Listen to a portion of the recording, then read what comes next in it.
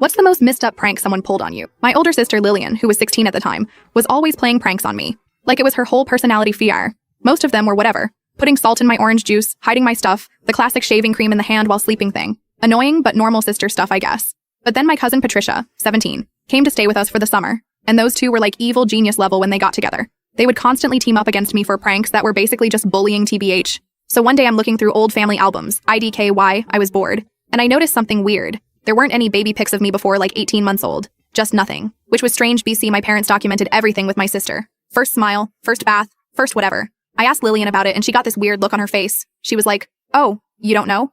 And then she called Patricia into the room. They both sat me down really seriously and Lillian said something like, "Mom and Dad were gonna wait until you were older to tell you." And then they told me I was adopted.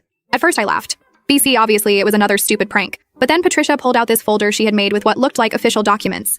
They had taken real papers from my parents' office and photoshopped stuff to make it look like adoption paperwork. They even had a fake birth certificate with a different mom's name. I started freaking out a little, but still didn't fully believe them. That's when Lillian showed me pictures of my mom from when she was supposedly pregnant with me. But looking at the dates and her stomach size, things didn't add up. They had done their research for this prank. Then the worst part, they had this whole story about how my real mom was some teenager who couldn't keep me, and they said that's why I looked different from everyone in the family, which was already a sore spot for me because everyone else has blue eyes, and I have brown. They said that's why Mom and Dad always favored Lillian, which, TBH, sometimes felt true when I was that age. I completely broke down, like full-on hyperventilating crying. I locked myself in the bathroom for hours. I remember staring in the mirror trying to see if I looked like my parents at all. I was literally having an identity crisis at 12 years old. My parents came home and found me still crying. When they figured out what happened, they were furious. Like I had never seen my dad that angry. Mom was crying too. They grounded Lillian for the entire summer and sent Patricia home the next day. But the damage was done. I spent weeks questioning everything. I would ask my mom these really sad questions like, "Did you pick me because you felt sorry for me?" And, "Do you wish you had a real daughter instead?"